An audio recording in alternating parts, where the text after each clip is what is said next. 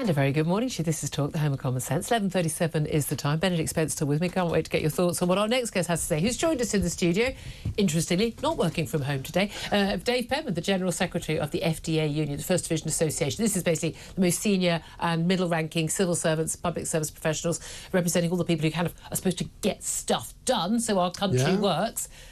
Don't mean to be rude, probably start the conversation, but given how well the country is working at the moment, not sure the working from home thing's working out very well for a lot of people, given a news story today saying that working from home is returning to the civil service since Labour came to power.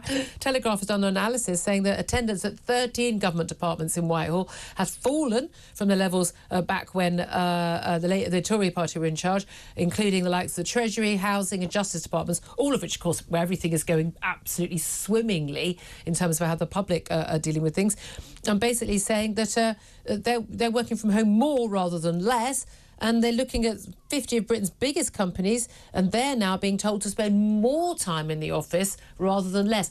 Why is the public sector still working from home? So, well, the public sector, if you look at the civil service stats, the average in the 3 months to September was 69% office attendance.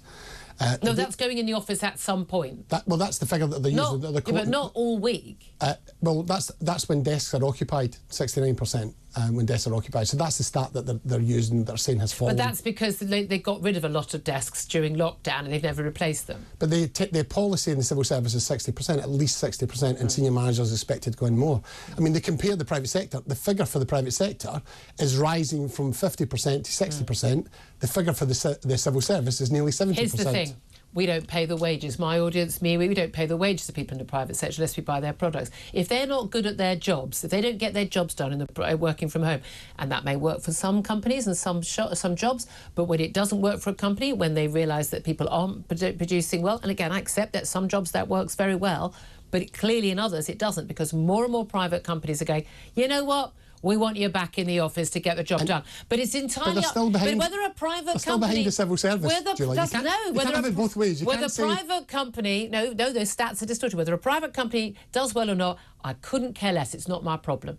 But public sector, we don't have a choice about who runs the Justice Department or the policing or produces passports, whatever it is.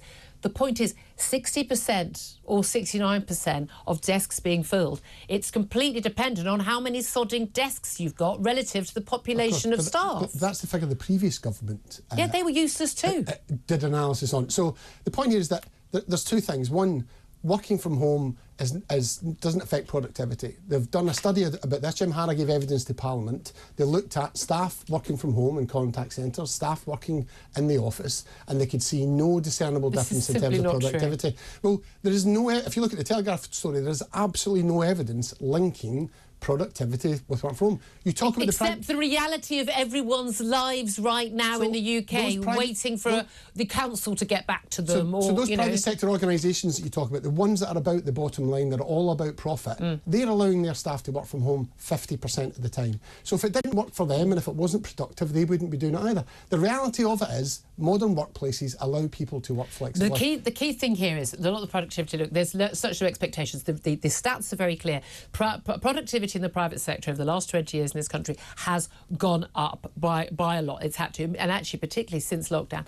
Productivity in the public sector has not just flatlined, in recent years it's gone down. Now here's the thing, okay, what could possibly be the difference? If productivity was so much greater with people working from home, they can drop the kids off at school, they can get straight to their desks, they're not spending time commuting and chatting over the coffee machine, and they're getting all that work done. If that were the case, productivity would be shooting up, but it's not. Julia, but the working from home and hybrid working took place in the civil service under the Conservatives, under Francis Maud, right? Yep. So when he was shutting government offices, and he said it saves the taxpayer hundreds of millions of pounds, and it's as productive for people to work from home. This is not a new phenomenon. So you can't blame what's happened post-COVID on working from home. No, I don't blame it on post-COVID. I said it's got worse. Because working from home has always been there. The issues around productivity in the public sector. It hasn't always been there. Working from home is something that only exists since we've been using modern technology and the laptop class.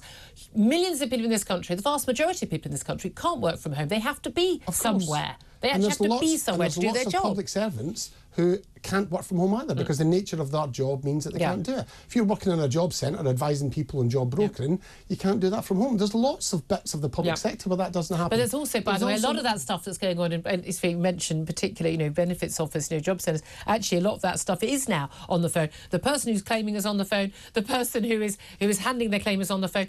It doesn't work. A, I don't think it works for human beings generally, their social interaction, but B, the evidence is really clear. If this were so brilliant and productive and good for the economy and good for running an organisation, then everything in the country would work brilliantly. And it doesn't. That would suggest that the only factor that can affect productivity is where people are sitting it's not at their the only desk. factor. Exactly. So the issue around productivity is a big problem for this country, both in the private sector and the public sector. The idea of making a direct link between that and where people's desks are placed, there is absolutely no evidence. Here's the thing, to that point. Doesn't a lot of it depend on, and there'll be certain times, like, if I'm writing a column, I like to sit somewhere absolutely silent, I want to be on my own, that works for me at that time. Can't do it, I wouldn't want to do it, can't do the studio from home, obviously. People have different jobs and they do different work at different times. But the key thing is it's whether it's output related. So what are you expected to get done? Would you normally deal with, say, 7 clients in a day, whatever your job was, and you're able to see 8 or 9? Brilliant. If that works, then absolutely fine. But if it's the case that actually you're not dealing with the number you used to deal with and the metrics change, then clearly people shouldn't be in the office. Of course. They should be in the office. And HMRC went to Parliament because they were asked directly about this point. They did an analysis and they could demonstrate that it made no difference whether the people But that's nonsense, were at home because or no whether one at gets... work. You want to call HMRC, no one answers the phone. No one answers the phone. If they're all sitting there at their little makeshift desks at home, working so hard and so efficiently, they're not at the coffee shop, they're not on the tube or the train, they're not in the car because they're working all that time, then the phone would be answered, and it's not. Do you think organisations like HMRC, that's the issue? The issue is, actually, it's not about their resources. Well, it is the issue if someone's trying to find out how to do their tax return. It's not the exponential increase in people who are now paying 40% tax and have to do tax returns because what government have done with tax rates. So that's increased the workload for HMRC. But they're working so efficiently now, that'll be great, that's fine. And they've not been given the consummate increase in resources. All of these things are complex. Their impacts. They're not. It's not the only thing. I completely accept it's not the only thing, and I completely accept there are absolutely times when someone being able to work from home in certain jobs, it may work for them, and there may be many people again with disabilities or child-caring issues. However, there is a massive impact on the economy from people working from home, and you would see it. I was in a restaurant on Friday night with a bunch of mates, and at West End of London. And on Friday night at 9:45, we were asked, while we're still eating our main courses, will any of you want dessert? We said, well, we don't know. We haven't even got to that. Well, it's just that the staff will leave at 10. London is almost like a dead city on a Friday because basically no one's working in the office on a Friday, barely anyone on Monday. My journey into work is completely different than people who actually bother to go to work during the week. A lot of people, frankly, are swinging the lead. They're having a very nice time, getting family stuff done. They're talking about how I get to look after my kids. They're not actually doing a full week's work. If you want to talk about the economy, economies always transform. Because that's what happens. No problem with change, but change should be for the good. We say, no, we did this 10 years ago and we've got to keep doing it. No, the change should be for the good. Are open. Exactly. But then, so if you look at somewhere like Pret in the middle of COVID decided to change their model. So what they started doing, saying we recognise there's going to be less people coming to city centres. I get a Pret coffee in my local co-op, right? They're putting stores out in suburban areas. So economies will transform and change around that. Government's job is to understand what's going on and help private sector deal with those big changes when they are shocks like what happened in COVID and post-COVID working practices. But the point is that loads of civil servants have taken advantage of what happened in COVID and working from home. They've stayed working from home. They get away with it. It doesn't matter when a government minister is a Tory or a Labour minister and says, we'd like you back in your office. When Jacob Rees-Mogg used to put a note saying, sorry, I missed you on people's desk. They simply don't have to turn up to work. They're totally and utterly unaccountable. Office attendance is higher this year than it was last year under Jacob Rees-Mogg when he was a minister. Oh, well done. It's up to what?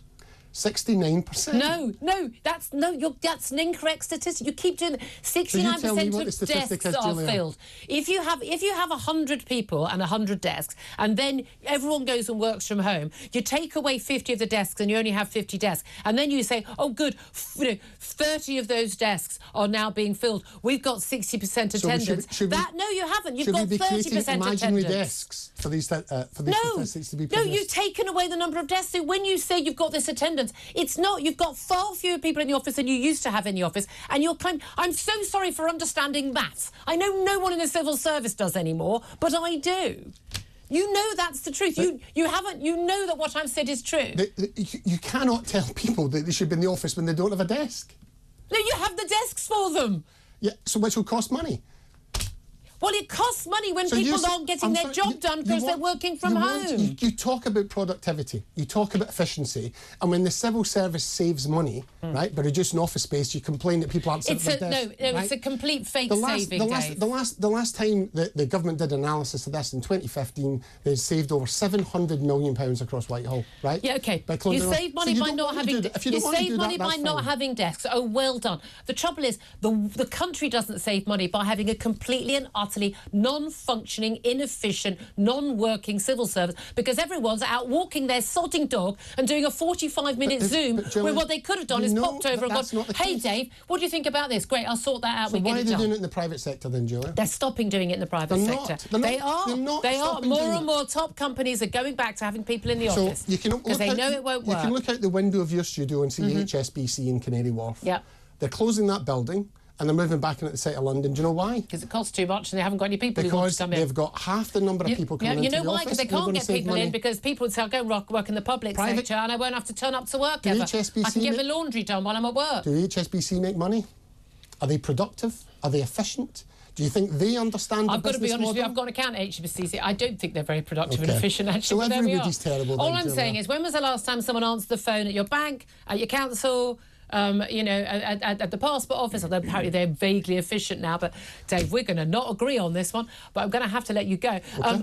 Benedict, your thoughts on this? I think that it can come after productivity has been proven, and I think that's the difference between a bank like HSBC and the public sector, is that actually if you've proven that you can be effective, then maybe you can start experimenting. But you don't do it before when productivity is already low and go, OK, everybody can go home. That's the way around that I do it. But absolutely.